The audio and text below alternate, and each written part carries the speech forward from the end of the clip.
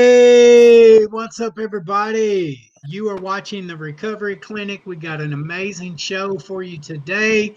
If you haven't already liked and hit the like button on our page and followed us, please do so now. We are excited. We've got an amazing guest. Chris, talk to him. Kim is definitely amazing. Can you hear me, Kim? I can hear you, yes. You can't hear Jimmy? No, I can't hear or see Jimmy. Okay. Oh.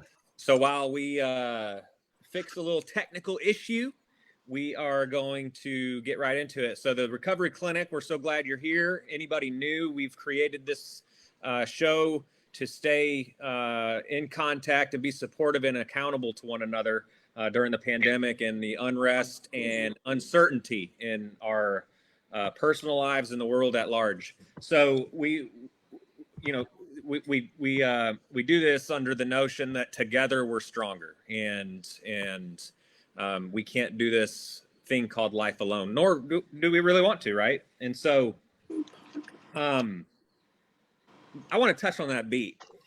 It beat hard, ain't it, man? If you guys weren't breaking a little sweat during that, I know Jimmy and Kim were probably freestyling. I was ready to get it. I was going hard.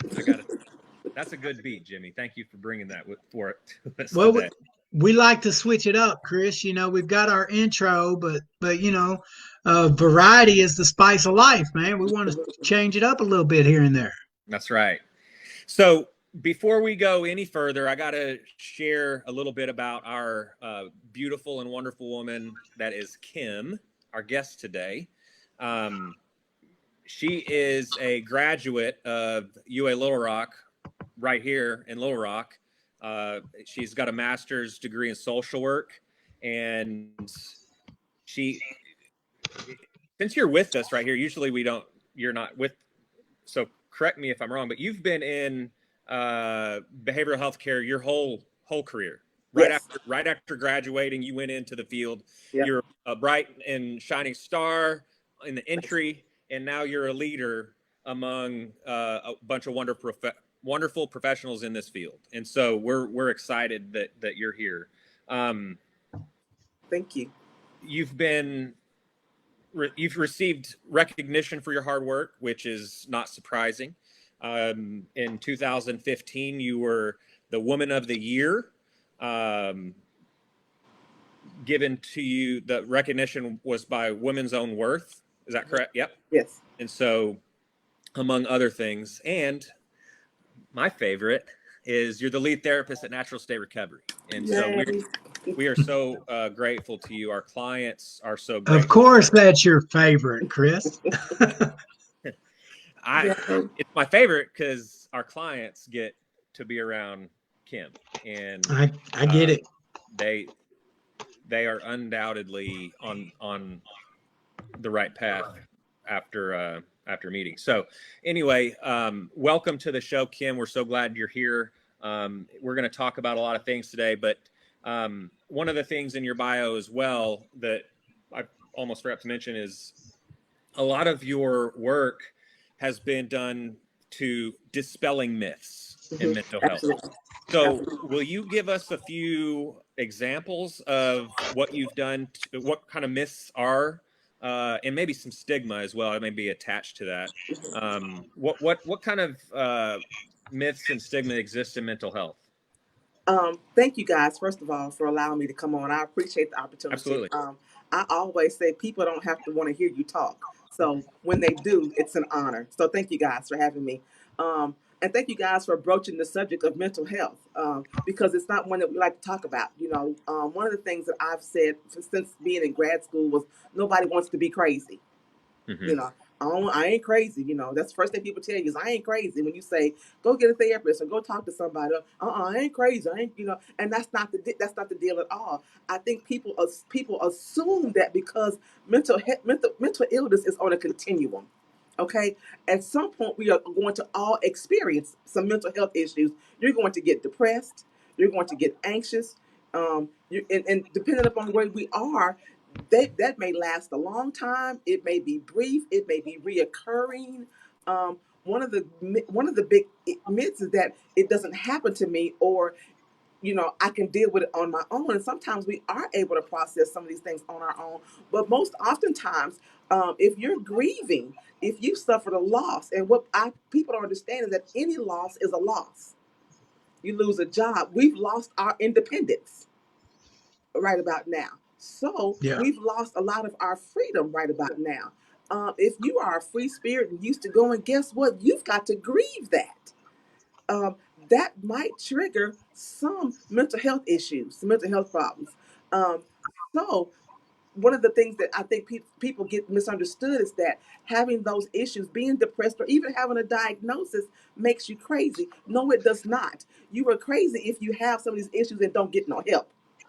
Let me ask you this: when we're talking about, over the course of this pandemic, I think the top unemployment was like 40 million people were out of work at one point.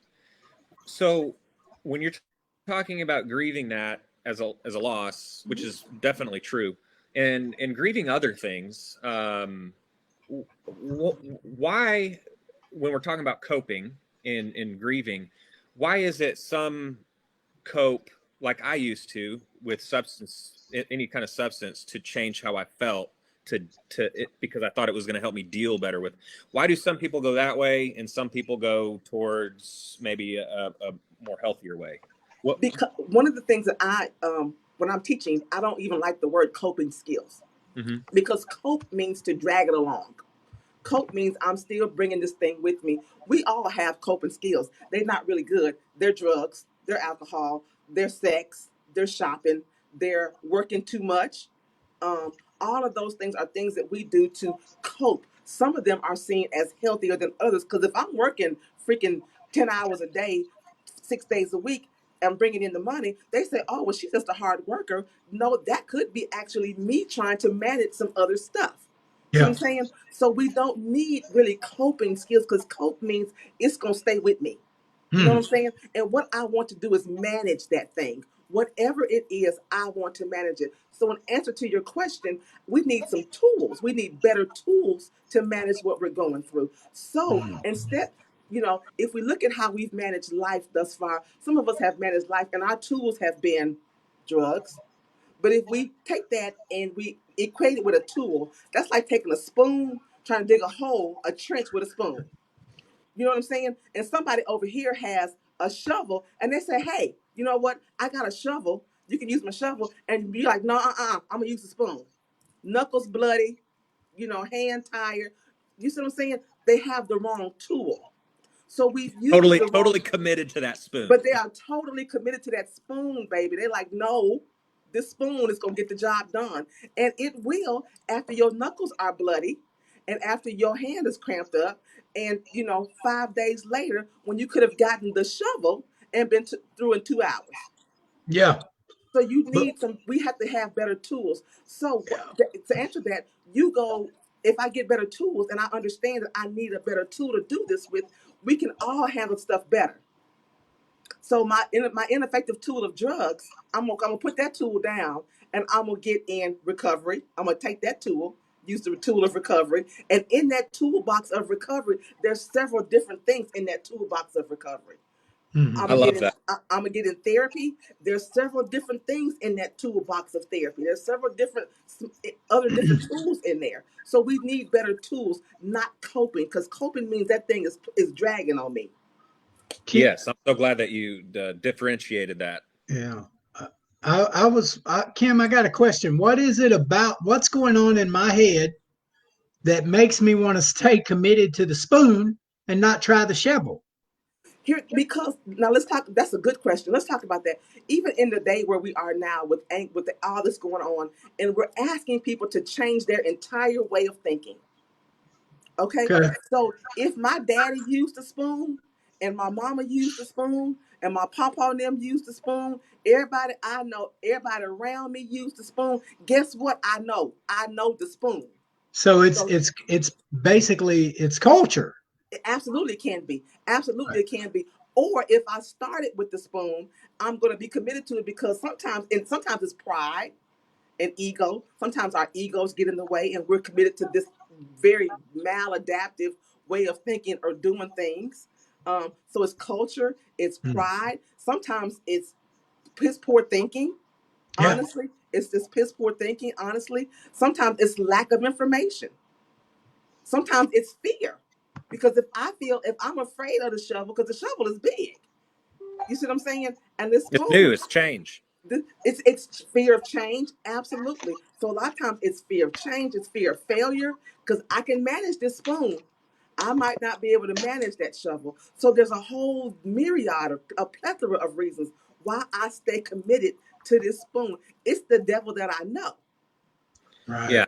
Hey, while I want to challenge our viewers and listeners to put Kim mentioned recovery toolbox. Use this time while we're talking to put what are some of your recovery tools in your toolbox that you use today, especially today, to overcome some of the challenges you're facing. So while we're talking, I want you to put in um, what tools that you are applying in your life today.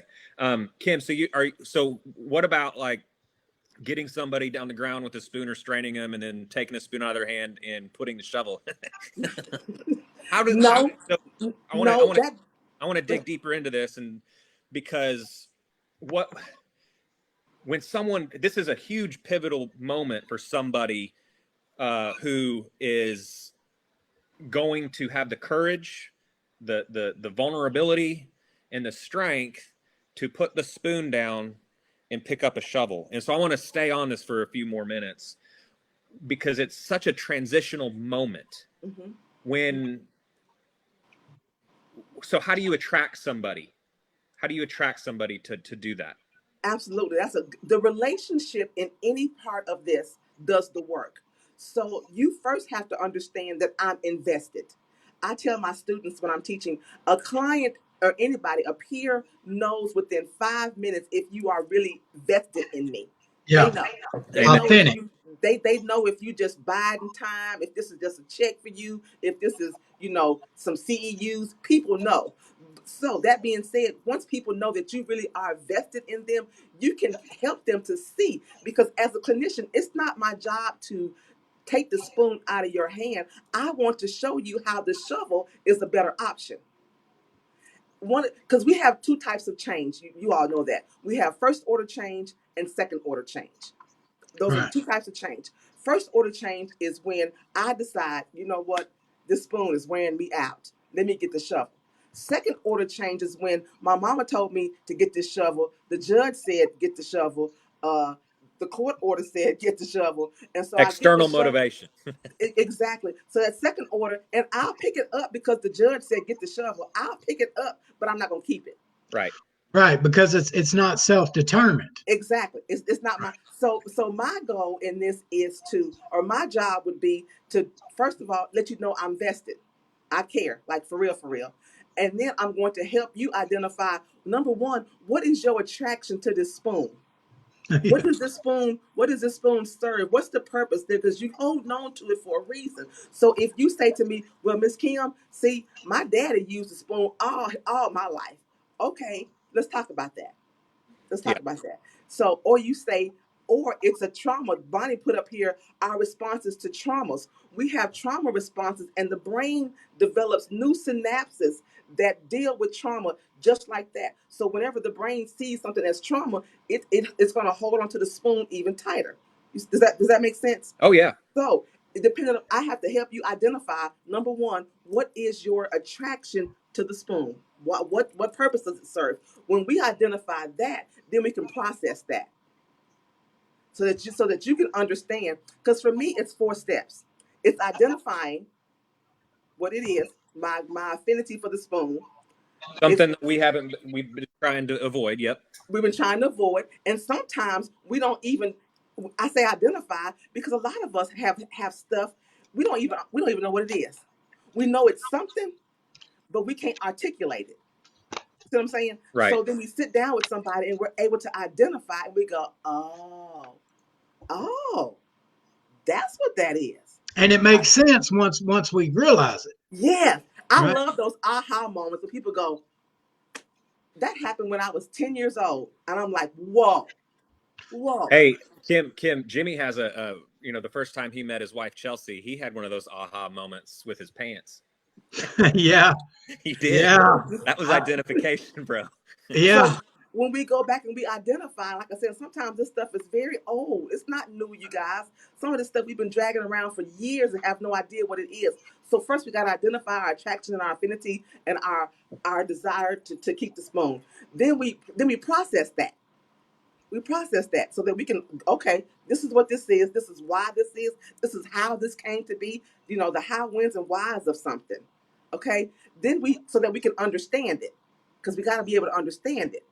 So we identify, we're processing, and we understand. So then I can apply some new stuff. I can use the shovel now. But I can't apply anything until I first identify why I'm using these maladaptive tools. Does that make sense? Oh yeah. Yeah. So, Kim, do you think this is one of the reasons why we're seeing a spike in um, mental illness? Do you think we're seeing a spike because there's so many things happening all at once that Oh, it's hard to identify and absolutely. process? We're seeing the Absolutely. global pandemic change how we live daily. There's new information all the time. And then we have protests all over the world. And then we have just so many things There happening. are so many things. Absolutely. So, what I've said to people when I've talked into groups is that, first of all, we're going through a global grieving process. We are globally grieving. So, guess what? If I don't know how to grieve well, oh my God, and I don't have a safe place to grieve or to say, even, I am scared as hell. If I don't have that place to say, okay, I am kind of terrified here. yeah. Okay.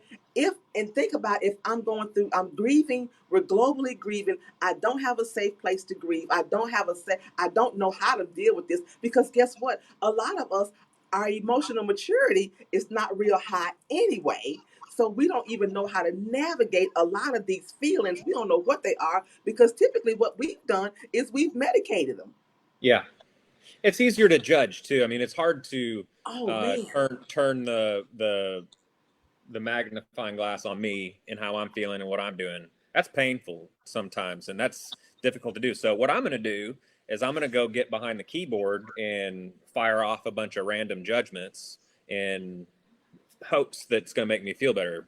We call those microaggressions, and those microaggressions are huge, and we suffer them all the time. And so, absolutely. And so, guess what? If I'm already struggling in my self-awareness, my self-esteem, my self-worth, as we are a lot of times, even in recovery, outside of recovery, we all are having those struggles. So if I'm struggling and I'm constantly reading these judgments, guess what I'm more apt to do? Now I'm more harsh on myself, and I'm not even aware that I am even more punitive to myself. Yeah. So now, so guess what? This is good right here. So now, guess what? I'm isolated with myself, and I'm being punitive to myself. I'm reading things and I'm hearing things that sound punitive. So now I'm not even a safe place to be with myself. Yeah. Think about how that a feels. vicious cycle. Yes. So now you don't even have an advocate for yourself in your own skin. Then you're walking around your house, apartment, wherever you're at, looking out windows, thinking people are going to get you. Exactly. So then guess what? So now you're questioning everything in your life. Your anxiety is increasing. You don't know what anxiety feels like overall because you never really had to deal with that. But now it's increasing. So now you're feeling like I'm failing. I'm not doing any of this right. I suck at all of this. You know, life is horrible. The world is bad. I'm terrible. It just goes there. It goes from 0 to 100 in minutes. And Exactly. left there and unchecked, it's a spiral. It's a spiral downward. So we have to be able to recognize when our thinking starts to turn and shift very, I mean, like on a that sharp turn, like a sharp turn. And so what I advocate for people to do, and I love this, is to understand and be aware of your mantras. Your mantras are whatever you say to yourself all the time with yourself that we can't hear. Yeah, I had a mentor of mine used to say, think about what you're thinking about. Exactly. Really look at that. Exactly. Because here's the thing, and a lot of us aren't even aware of the Right. mantra that says, I'm stupid. Because we'll make a mistake, and what do you say? You don't say, God dang, I messed up. You don't say I messed up. You say, dang, I'm stupid. That was just stupid. Yeah. Some people don't even know, and they're saying it out loud. They're saying it out loud. Out loud. So guess what? Now that over time, you all, it wears away at the fray of who you are, the fray of your fabric. It wears away. And we don't understand until we sit down in therapy or with somebody and understand what I've been saying to myself, with myself, that has me where I am. Does that make sense? Oh yeah. Hey, so we're on identifying, processing, and there's two more. I want you to get to Understanding and understand, identify, Yep. process, understand, so that you then apply. Okay. The application of this. If you're just coming in, we're talking about the grieving process and overcoming some of the challenges we're facing internally. And so identifying a challenge, processing that challenge, understanding it, and then applying the solution. Don't forget that's an important one, applying the solution. I wanted to say something real quick about Crystal Holland's comment. Using the shovel takes effort compared to the spoon. Got to do the work. I'm going to challenge you, Crystal, and say if we were each given a task to build or dig a trench, it's the same project, same amount of work. It's going to actually, I think the shovel is the less effort versus the spoon. The spoon's going to be way harder to dig that trench than someone with a shovel. And so it's getting someone to see that, to be attracted to trying the shovel because it's going to be more efficient for me. I think we're saying the same thing. Correct me if I'm wrong, but that's what I thought you were saying. Then they got to make the decision, Chris, to pick up the shovel. That's the only action required right there, is to decide that, okay, this softer, easier way, this shovel, that for me, what I heard Kim talking about was, and definitely in my personal stuff, right? Like that negative self-talk, like where I say, dang, Jimmy, man, you're stupid. Why did I do that? And then I call you, Chris, and I'm like, bro, I'm a freaking idiot. You're not going to believe what I did. You know what I mean? Because that's usually the way our relationship works, Kim, is I call Chris and I'm like, hey, And so that Jimmy, shovel for me why would don't you actually, tell us about the real life example that we were talking about before the pre-show about yeah. you using to pick up the shovel? What's you said about a week ago you were dealing with something. Yeah. So absolutely, I don't mind it. I will definitely bust myself wide open for everybody watching. Kim, what I went through last week, and I've got what I consider to be pretty solid recovery.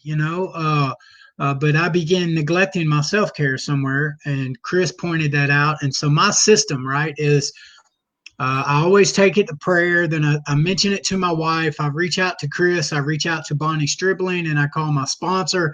And that's my executive team, right? Like that's my immediate go-to. Now I recover with an entire community, but I've got a support network of Right. these 4 or 5 Right. pillars Right. that I trust, and I'm completely honest, and I bust myself open with them. And Hey, Kim, before he gets any further, I got to share. What it's going to be provide some context when he said that he stopped doing a little bit of self-care somewhere when the pandemic first hit. Jimmy was one FaceTime call away from me from being in a robe and walking in sandals. I mean, dude was I could see the Bible open, I could see the step work, I could see everything that he was doing, all the habits that he was taking the time to focus on, all the priorities were there in order for his recovery. And so go ahead, because you were living on the top. Yeah. Well, I've always been in this position to where I know what I have to do to maintain and sustain my recovery, right? To remain in long-term recovery. And then so all of a sudden, the Zoom meetings started getting hacked, and racial slurs and sexual profanity, and so it became disattractive to me, and my willingness to participate in that went away. And so I found myself not going to meetings for several weeks. And so for the last 5.5 years, that has been non negotiable, right? And so then there was a big change in something my wife and I do separate from this job at the state. And so I underwent some changes, and my self care was at a low. And so for the first time, and I'm the state recovery coordinator. I have a big job, and I'm always over the media, and people are looking at me. And so if people like myself and Chris can experience what I went through, my heart goes out to those who are not near as stable, or for those who are in a position like me that thought they were as stable, and you realize, dang, I just got bit by reality. And so, long story short, all of a sudden I'm in a state of gloom, right? Like for the first time in my life and the first time in my recovery, I felt like the roof was fixing to cave in on my life. I was depressed. It was a constant sense of dread that is almost undescribable. Mm-hmm. I was trapped in a mental torturing chamber almost. Like my mind, I was full of gloom. I was sad. I was not this energetic, upbeat Jimmy. I called Bonnie Stribling, and she freaked out. She was like, "Bro, I have never seen you like this, and I'm worried." I called Chris. By the time I get on the phone with Chris, Kim, I'm looking over both shoulders like I'm back in active addiction, like somebody's fixing to get me. Mm-hmm. And Chris is laughing. That's that rapport we've got, that peer to Right. peer thing. And he's Right. like, "Bro, the only person fixing to get you is Jimmy McGill. Get your ass in a meeting now." I said, he's right there. Look at him. He's trying to get you right there. Yeah. But my wife was freaking out. Like, I'm not sure. I wasn't far away from being suicidal, and I'm not that person. I've never, like, it was very scary for me, Yeah. and Yeah, it That it hurt. is it is that a serious deal. And Kim, I mean, I know that Jimmy's not paying you, but what would you say if you've got a client? that you were experiencing a sudden serious attack of anxiety. That's exactly what anxiety feels like. Anxiety is constant dread. It's the feeling, it's a sudden onset of unrealistic fear or that I'm dying. People literally feel like I am, and I have anxiety. It feels like you're dying. It feels like the world is coming to an end. It feels like it's hopeless. And that's what you were experiencing. You were experiencing a sudden feeling of dread and hopelessness. That is anxiety. That is Yeah. real live anxiety. You have an executive team, as I do. My executive team consists of clinicians, Yeah. even one psychiatrist that is my very dear friend, that I go to and go, hey, but this is the thing, and you did good, because this is what I tell people all the time, clients, all of them. When you go up in your head and you are going to be there for a minute, take somebody with you. Yeah. Take somebody up there with you, because what happens is we go up there and we stay too long, and before we know it, we are where you were. We are Trapped. gone. I mean, and we are on, because literally thoughts are like they pull up on a bus. You know how buses pull up. You remember the school bus? It pulls Yeah. up and it opens the door. The thought pulls up and goes, "We scared. We don't like this." Okay, that's the thought pulls up. We're not aware of it, but before we know it, we are on the bus and we sit down and we ride. Yeah. We're riding. And before we know it, that bus is taking us through places, and we've gone back 20 years to when we messed up in 83, and then how, so and so left in 95, and that was horrible. And what if this happens? And this is really probably gonna happen. And you know what? I should just give it up. Just never mind. Before we Yeah. know it, before Yeah. it happens just that fast. So when you said I have neglected my self-care, I want to go back to that real quickly, because it happens just that quickly when we neglect ourselves. This is what I say about self-care, and I do these talks for clinicians all the time. Self-care has to be always intentional. Yeah. It has to be intentional. It's individual, which means it doesn't matter if anybody else agrees or goes along with it. If it's healthy, it's good for me, it's okay. It's called Yeah. healthy, intentional, individual. It has to be all the time. Um, so when just how quick that came on for you was a reminder for you that, hey, Yeah. we ain't doing that no more. Yeah. I can't play with it, Yeah. And so for me, Kim, like I know what works for me. And so the clinical side of Chris comes all the way out and he's like, okay, what changed? What was the big change you just went through? And he was right. I did experience a big change.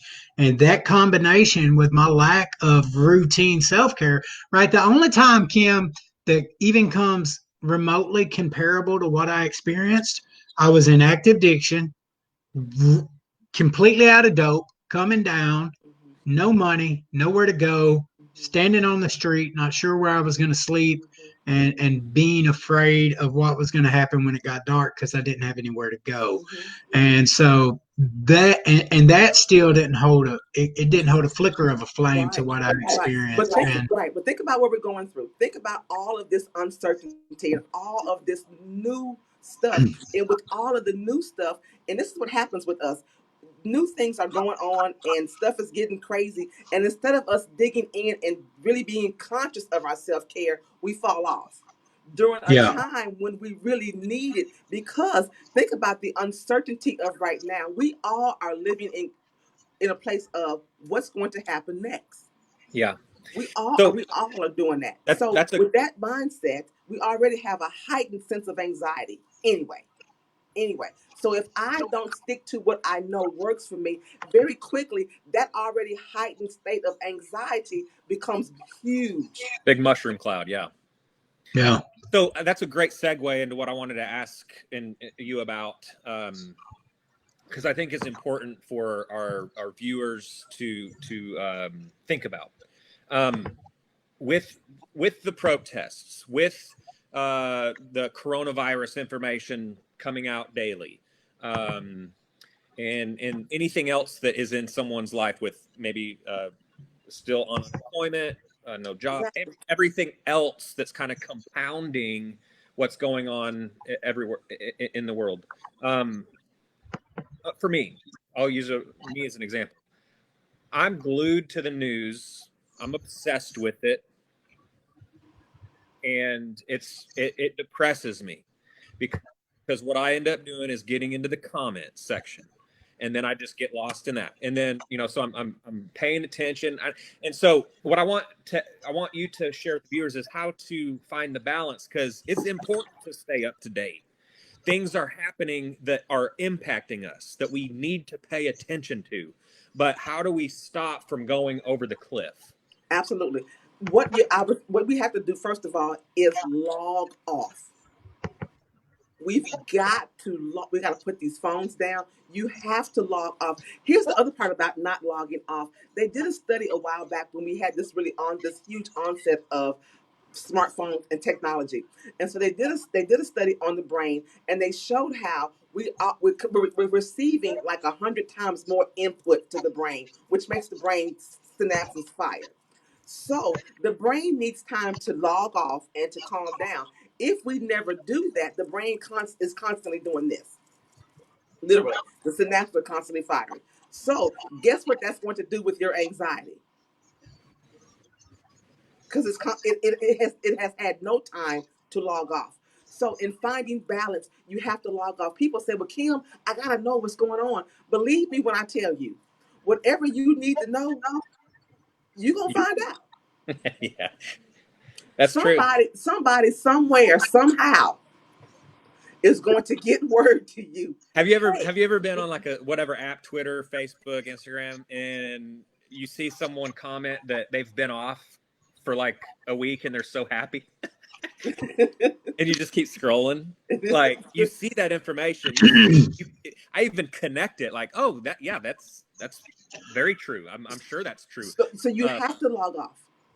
Yeah, you agree with it. The philosophy of it, but you just stay in the chaos. Because here's the thing too, we got to be mindful now. As we recover in one area, we can very quickly replace that with another addiction. Yeah. Oh, talk about that. I have people that I know for a certain, people may get, I don't want to upset anybody. I have people that have gone to recovery, beautiful, wonderful, awesome, love it, and replace it with church. And when I say replace it with church, every time the doors open, I mean for Bible study, YPWW, young people's mission, old people's mission, usher board, cleaning team, pastor choir rehearsal, drum corps, First deacon, Bible school, greeter, evening school. When I tell you, every time the door opens, they are there. And if it's not open, they become panicked, because it's like if they don't have Bible study on Tuesday, they freak out. We got a Bible study. Oh my God, I gotta go to. No. Hey, here's a new one, Kim, that we've seen pop up in the last couple of years in the recovery community. How about the gym? Oh, get that swole on. Hey, and then not only, Chris, am I going to go to the gym, I think I'm going to get some steroids as a recovering person, inject them in my butt with the same type of syringes so I can change my physical appearance with a chemical. That's not and good. that becomes an addiction. So we have to be very mindful that, and because these are healthy things, the church, you think, shoot, that's good. The gym, that's good, right? But no, you all, anything out of balance is not good. Anything out, the key to all of this, you all, food. She says food, absolutely. We cooking and eating and eating and eating, absolutely. Food is my go. If you've seen me, you know food is my go-to. Yeah. So we have to be mindful of Me that. too. And this is the thing, and this is the thing about food. I tell you all the time, I can get away with food because it's okay to be a big girl now, and you can ride down the street, eat chicken leg, ain't nobody gonna bother you. You know what I'm saying? So, but we have to be mindful that things are not creeping out of balance. If I'm spending 10 of 8 to 6, 10 of my waking hours on my phone, or on Facebook or social media or wherever Twitter, that's out of balance. If I'm spending looking for every waking minute to be in church somewhere, that's out of balance. I've got to find my balance in that and bring that back to a place of here. So how do I do that? Like you said, what other things can I do? We should become multifaceted people, because we really were designed to be that way. What's wrong with going for a walk? What's wrong with finding a new activity? Getting outside of your comfort zone, because one of the things that happens to us, and we get stuck in these places, that we become complacent, and it becomes easy. And so here again, like we were talking about earlier, the spoon, although it's really harder, it becomes easy because it's the devil that I know. Yeah.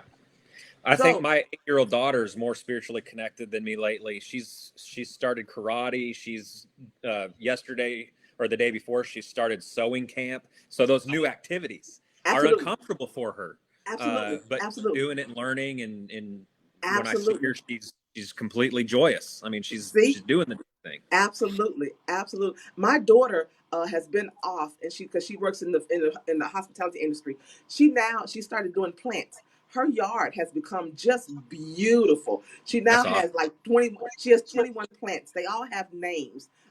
She's gone and she's done research and she's reading about what's good for this plant and what's good for that plant. She's ordering food locally so she can cook new recipes and try new things. That's what we have to do, because we can become very, very sedentary and very complacent, and we become afraid of thinking outside of the box. And and that too is not healthy. That too can keep us stuck, and then we find ourselves in a place of that anxiety creeping up, and we don't know what that is. We don't even know what that, because we haven't identified it yet. Does that make sense? Yeah. So I heard something somewhere that this quote was like, let me see if I can paraphrase it. Our decisions are only as good as our resources, type of deal. Mm-hmm. So how do we improve our resources if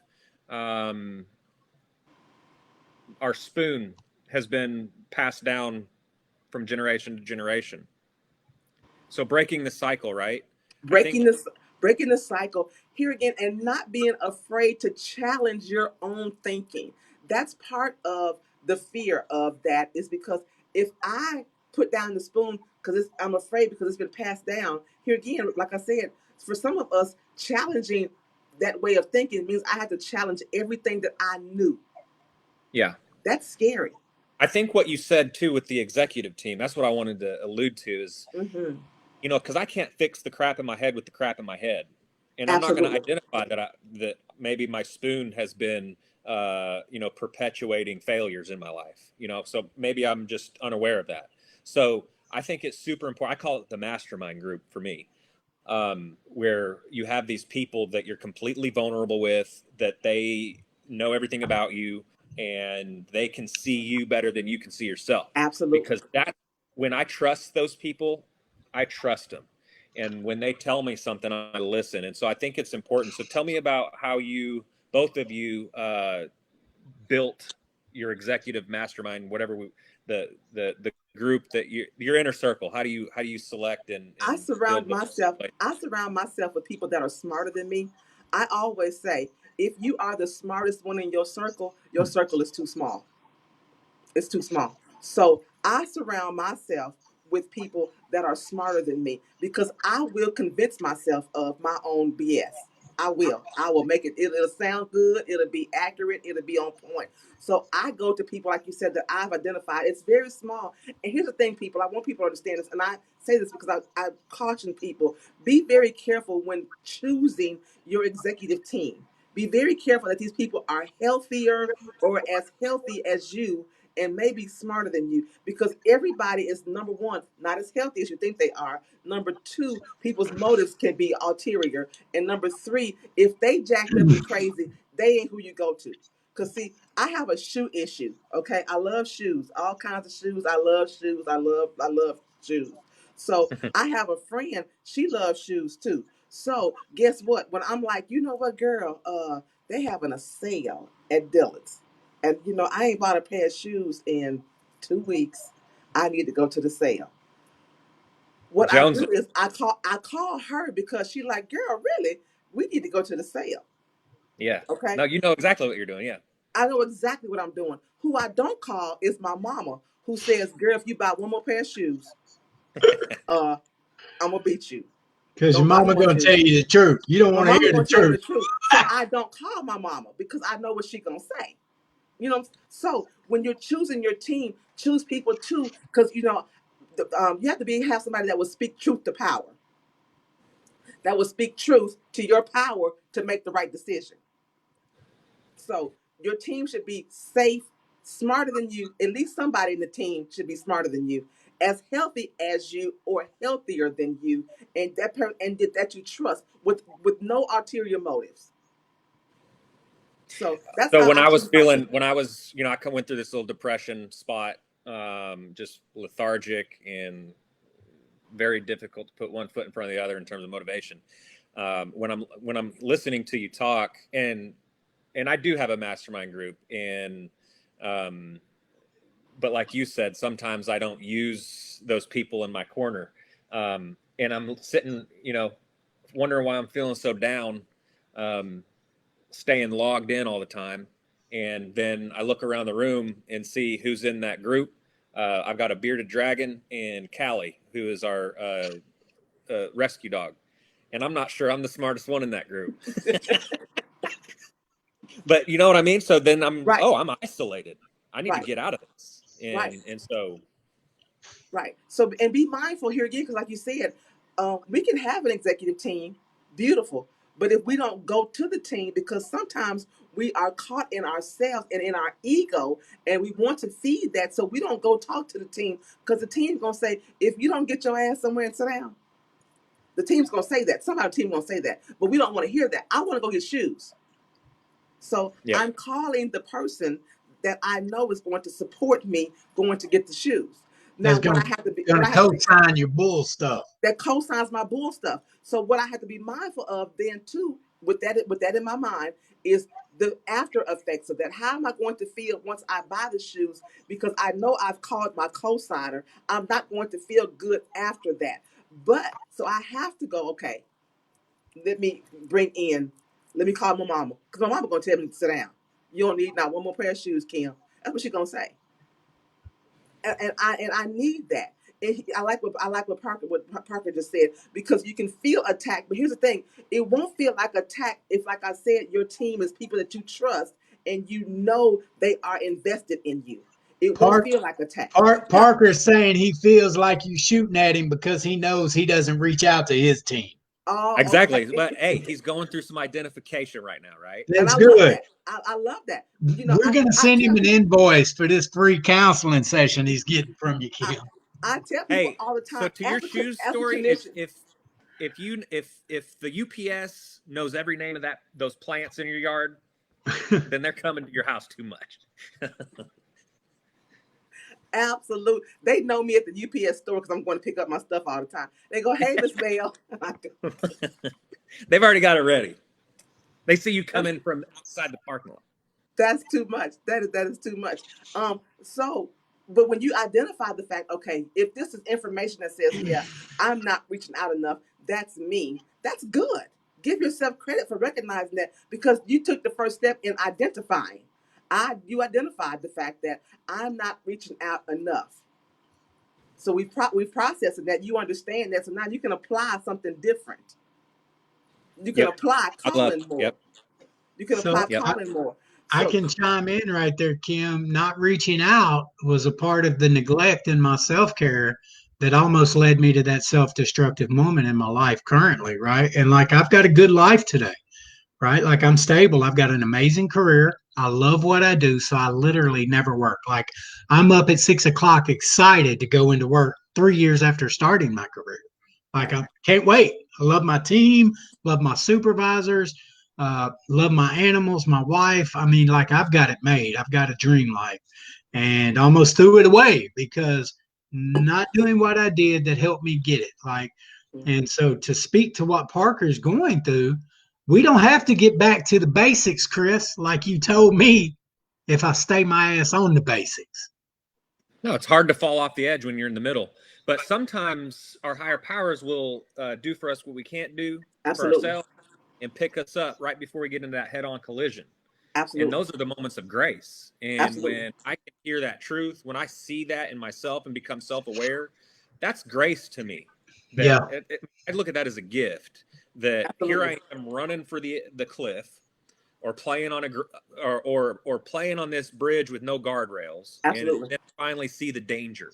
Absolutely. And then I get to the phone like Kim's talking about. Yeah, that's a gift. I think we're rolling up on the end of the hour, guys. And so, Kim, do you want to share? Take a few moments to just kind of wrap everything that we've been talking about, and share with our viewers just some encouragement to stay healthy. Absolutely. I want to leave you all with the fact, like I said earlier, I don't want anybody to feel like, oh my God, this is crazy. This is overwhelming for all of us. So what you're feeling more than likely is normal for what we're going through. None of us have gone through a pandemic before. This was a first for everyone on the planet. You can't say, well, you know what, the last time I went through a pandemic, you don't even have that muscle memory to be able to reference. Okay. Right. So understand that your feelings and your heightened awareness, your heightened anxiety is going to be there. That's a given right now. What we have to be mindful of is to find that safe space. First of all, give yourself grace for what you're feeling. Give yourself grace. Do not be punitive to yourself for what you're feeling. What you are feeling is normal for what we are experiencing. Okay. It is normal for what we are experiencing. The key to this is to find safe spaces like this to say, y'all, I'm scared. Y'all, I don't know. I'm uncertain. I don't know. I'm sad. I'm sad. I'm scared. I'm angry. Some people are angry. You know what I'm saying? And that too is a natural part of what we're going through if that is where you are. Allow yourself to be in that space. Now, you don't want to get there and stay. So when you identify that you are sad or angry or scared or feeling lonely, sit down with that. Allow yourself that space. Open a space for that. Ask yourself, what is this, so that you can identify it. Ask yourself, what am I feeling? What is this? Allow yourself, find a place to process it so that you can understand. Oh, okay, I'm afraid because this is not getting any better. This is going backwards. That's why I'm afraid. Oh, okay. You've processed that. So now you know you're not crazy. Okay.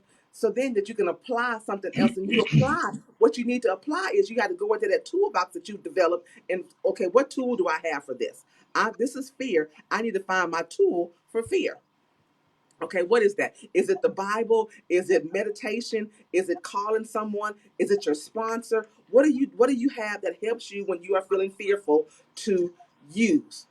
If you're feeling angry, what is your tool for anger? My tool for anger is silence. Is to be still. The Bible says be still and know. So, and I can just be still and know. What am I knowing? I'm processing in my knowing. So I can be still and know, okay, I'm mad at what? I'm mad at the uncertainty of all of this. Maybe. Hmm. So you're going to allow space for what you're feeling because you've never experienced this before. This is new. So you're going to allow space for you to identify what it is you're feeling. You're going to then find a space to process that safely so that you can understand what it is. And then you're going to apply something different or apply a tool that you have, an effective tool. I told one of my clients yesterday, I said, your tool consists of a broken spoon and a straw with a hole in it. I said, you know that spork that you get at Kentucky Fried Chicken and two of the teeth are gone. I said, Yeah, so your tools were a broken spork and a straw with a hole in it. I You love can't it. even eat. You can't even eat. No, no, You you see what I'm got saying? dribble coming all over the. Exactly. Exactly. So if your tools are a broken spork and a straw with a hole in it, you can't even eat. You got to identify, okay, I got to get me a new spoon and I need a fresh straw so I can at least eat. So Baby that's what steps. that's what I want people to understand. First of all, give yourself grace to understand that, like I said, none of us can look back and go, yeah, in '85 when we went through that pandemic, we can't say that. We don't have any muscle memory for this. We've never been told to self quarantine or to shelter in place. Just the term shelter in place sounds scary. Think about it. Yep. Hey, someone I saw on somewhere on social media said they were going. They researched the bubonic plague to try and find some history about how to deal with this, and they found they said I shouldn't have looked. Right, This thing right. lasted 800 years. 800 years. No, But so anyway, so yeah, we yeah, don't have any, yeah, we don't have any muscle personal memory for this. experience. Yes. Exactly. So this is new. So you're going to experience a myriad of emotions. Like I said, if we're grieving, we're going to go through all of the stages of grief: denial, bargaining, depression, anger, and finally acceptance. Here's the thing about acceptance. People think acceptance is pretty. We go, oh, I've accepted that. No, that's not what acceptance looks like. Acceptance is crying and rolling around on the floor and snotting and going, oh my God, this sucks. That's what acceptance says. Because once you accept that this sucks, now we can deal. Now we can deal. So so we got to get to that place of, okay, this sucks. This stinks real bad, but it is what I have. Now I can deal. I love it. Well, thank you so much for spending this hour with us and sharing. Thank you guys for having me. Thank you. You did great, Experience, Kim. strength, and Thank hope. you. Anytime you want me to come, anytime. Yeah. no, Every of time course, I of course. experience fatigue and mental stuff, we're gonna have you on the show. I feel Absolutely. better. I'm here I for feel it. I'm here Hey, for you informed. know when Jimmy calls you to invite you on the show, Yeah, you know that's his I'm trying to workaround. beat you out That's his that workaround. building. I'm here He's for laying. it. I He's consider what laying I on your do. couch. Yeah. It's an honor to do what I do. It's an honor. I consider it an honor. I tell God every day, it's an honor that you let me touch your kids. He Yeah. lets me touch his kids. And that's, if God blesses you with that, that's an honor. I consider it an honor. So I'm here to to be of service. It's my reasonable service. Yeah, absolutely. Chris, you got some final reflections? Yeah, I want to leave everybody with, thank you so much, first of all, for joining us and spending some time with us in this space. I want to encourage you to continue to follow the guidance of professionals and experts in the pandemic and what they're suggesting, and wear a mask in public. This isn't going to go away if we're not working together and being smart about it. So please do that. And not only are you doing that to protect others, but it's the right thing to do. And so I encourage everyone to continue to follow the guidance of the professionals and experts. Yeah. Thank you for joining us, and we'll see you guys next week. Jimmy, what you got? Man, absolutely. We got big stuff coming up with the recovery clinic. Chris and I are actually in the middle of transformation for both a video cast and a podcast. So you guys will be able to download the Jimmy and Chris Recovery Clinic and take it on the highway with you as you go to seek out your self-help. You can get an earful of us, two guys that are in long-term recovery. They love what we do. The whole purpose of this show is to keep us connected. There's a big difference between social distancing and social isolation. Social isolation almost took Jimmy out the game, and you don't want to be like me because you might not have a Chris to call that says, boy, you stupid, get your butt in a meeting right now. You tripping. I love it. Thank you guys, and we will see you next Wednesday at 11 o'clock. Kim, great show. You guys stay with me real quick.